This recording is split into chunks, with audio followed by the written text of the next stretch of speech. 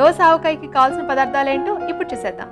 దోస ఆవకాయ తయారు చేసుకోవడానికి కావలసిన పదార్థాలు: దోసకాయ ముక్కలు 2 కప్పులు, ఆవాలు 1/2 కప్పు, కారం 1/2 కప్పు, ఉప్పు 1/2 కప్పు, నూనె 1/2 కప్పు.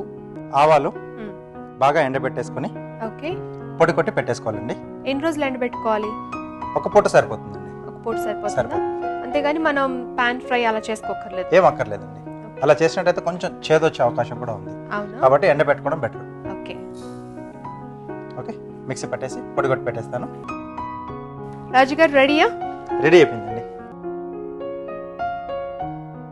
ఓకే ఓకే, అంటే మరీ ఫైన్ గా అవసరం లేదు కదా, కొంచెం లైట్ గా రఫ్ గా ఉంటుందండి. రాజుగారు ఇక్కడ దోసకాయ ముక్కలు చెక్తో పాటుగా వేసుకోవాలా? అవునండి. సో చెక్తో పాటుగా వేసుకుంటే మనకు అంటే మనము ఆవకాయ తినేప్పుడు కొంచెం అలా క్రంచిగా తగులుతూ ఉంటుందండి చెక్తో ఉంటే. ఓకే, లేకపోతే చెక్కు లేకపోతే మెత్తపడిపోతుంది. తొందరగా మెత్తపడిపోతుంది. దీంట్లో ఆవపిండి,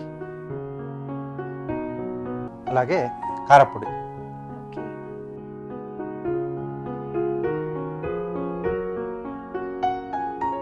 అలాగే ఉప్పు.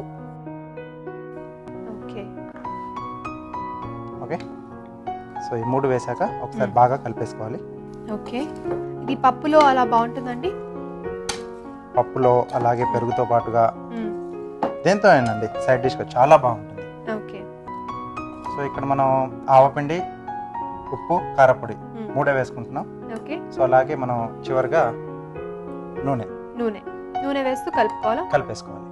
సో చక్కగా అప్పుడు ఆవపిండి ఇంకా ఉప్పు కారం కూడా బాగా పట్టేస్తాయి. సో మనం నూనె యాడ్ చేయడం వల్ల మనకు ఆ గుజ్జు కూడా వస్తుంది కదా కొంచెం. అవునండి. రాజుగారు ఇలా పట్టిన వెంటనే తినేయచ్చా అండి ఇది? లేదండి, ఒక పూట అలా పెట్టేసి నెక్స్ట్ మీరు తింటే అప్పుడు కరెక్ట్గా మీకు టేస్ట్ తెలుస్తుంది. ఓకే, కొద్దిమంది ఏం చేస్తారంటే దీన్ని కొంచెం పోపు కూడా పెట్టుకుంటారు, అది వాళ్ళ చాయిస్. ఓకే ఓకే అండి, రెడీ అండి? రెడీ అండి.